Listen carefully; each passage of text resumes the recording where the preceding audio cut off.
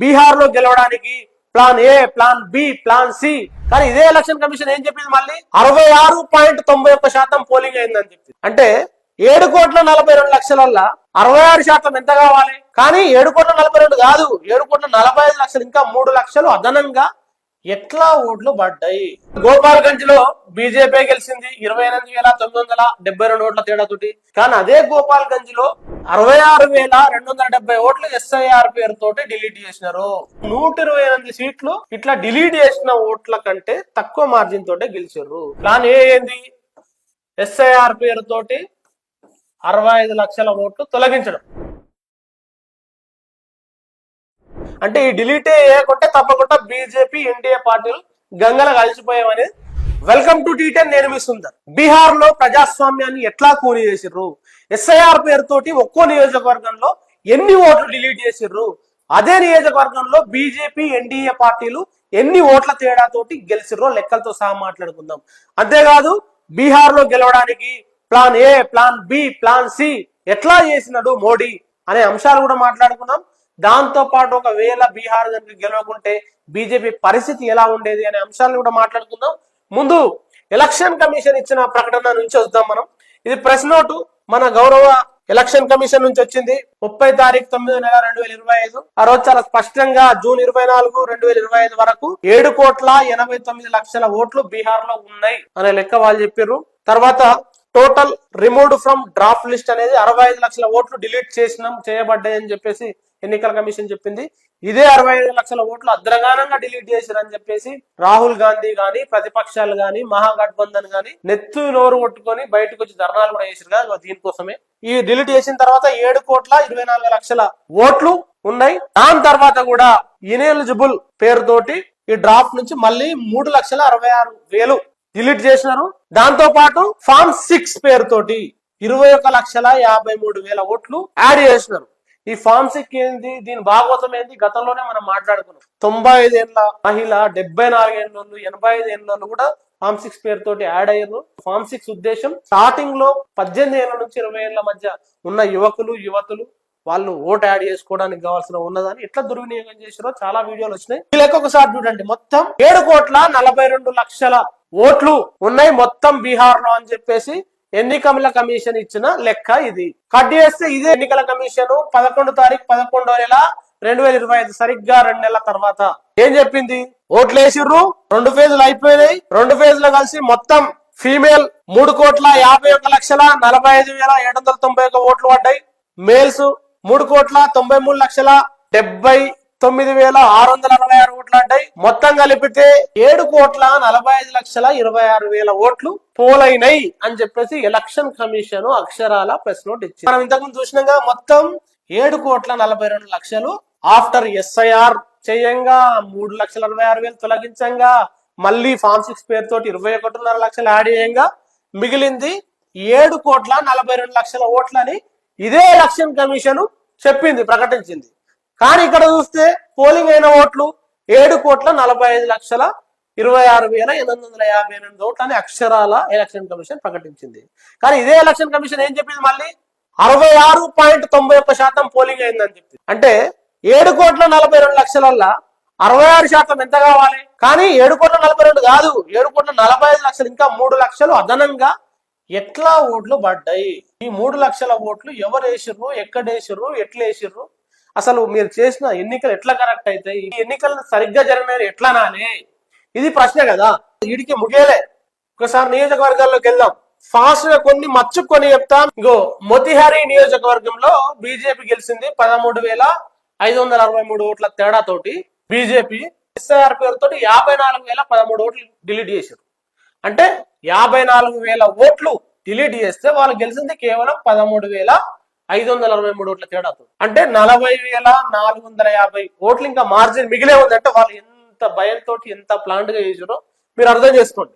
తర్వాత గోపాల్గంజ్ లో బీజేపీ గెలిచింది 28,972 ఓట్ల తేడాతోటి. కానీ అదే గోపాల్గంజ్ లో 66,270 ఓట్లు ఎస్ఐఆర్ పేరుతోటి డిలీట్ చేసినారు.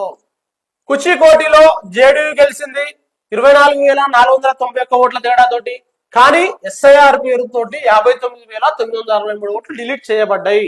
బిరౌలి జేడీయూ గెలిచింది 12,374 ఓట్ల తేడాతోటి. కానీ అదే నియోజకవర్గంలో 46,990 ఓట్లు ఎస్ఐఆర్ పేరుతో డిలీట్ చేసారు. ఇంకా వీళ్ళ మార్జిన్ 34,616 ఓట్లు ఉన్నాయి. అమరావు బీజేపీ గెలిచింది 3,808 ఓట్ల తేడాతోటి. కానీ ఇక్కడ డిలీట్ చేసింది 37,200 ఓట్లు. వాళ్ళు గెలిచింది 3,808 ఓట్లు.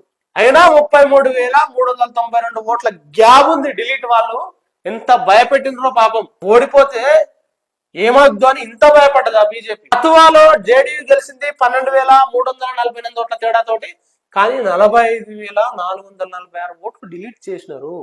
తరాయియా బీజేపీ గెలిచింది 13,29 ఓట్ల తేడాతోటి. అయితే 32,095 ఓట్లు డిలీట్ చేయబడ్డాయి ఎస్ఐఆర్ పేరుతోటి ఈ తరాయియా నియోజకవర్గంలో. బసవరి ఇక్కడ బీజేపీ 7,643 ఓట్ల తేడాతోటి గెలిచింది. అయితే అంతకంటే ముందే 36,987 ఓట్ల డిలీట్ చేయబడ్డాయి ఎస్ఐఆర్ పేరుతోటి. దాంతో పాటు వైకుంఠపూర్ లో 45,770 ఓట్లు డిలీట్ చేసినారు. అయితే ఇక్కడ బీజేపీ 16,953 ఓట్ల తేడాతోటి మాత్రమే గెలిచింది. అయినా ఇంకా మార్జిన్ 28,817 ఓట్లు ఇంకా మార్జిన్ మిగిలే ఉంది. డిలీట్ చేయంగా ఇంకింత తేడా ఉంది.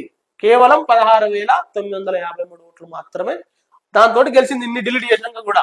ఈ బోరే నియోజకవర్గంలో జేడీయూ 16,163 ఓట్ల తేడాతోటి గెలిచింది.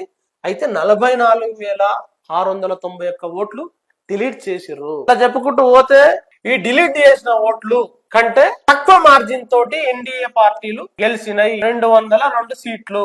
దాంట్లో 128 సీట్లు ఇట్లా డిలీట్ చేసిన ఓట్ల కంటే తక్కువ మార్జిన్ తోటే గెలిచారు. అంటే ఈ డిలీటే చేయకుంటే తప్పకుండా బీజేపీ ఎన్డీఏ పార్టీలు గంగల కలిసిపోయామని చాలా లెక్కలతో సహా చాలా క్లియర్ గా ఇంకో లైవ్ కూడా మాట్లాడినా. ఆ వీడియో మీకు వీలుంటే చూడండి. ఇట్లా చూసుకుంటే సందేశ్ లో కూడా జేడీయూ కేవలం 27 ఓట్ల తేడాతో గెలిచింది. 25,062 ఓట్లు ఇక్కడ డిలీట్ చేశారు. ఇట్లా లెక్కలన్నీ ఉన్నాయి. సపరేట్ గా లైవ్ ఉంది. ఆ లైవ్ లో మీరు చూడండి. అయితే ఏం జరిగింది, ఎందుకు ఇట్లా ఎస్ఐఆర్ పేరుతో డిలీట్ చేసినారు అనేది మనం మాట్లాడుకోవాలి. ఇది ఎస్ఐఆర్ తోటే స్టార్ట్ కాలేదు. అంతకుముందుకు చీఫ్ ఎలక్షన్ కమిషన్ ఎన్నుకోవడం నుంచి స్టార్ట్ అయింది.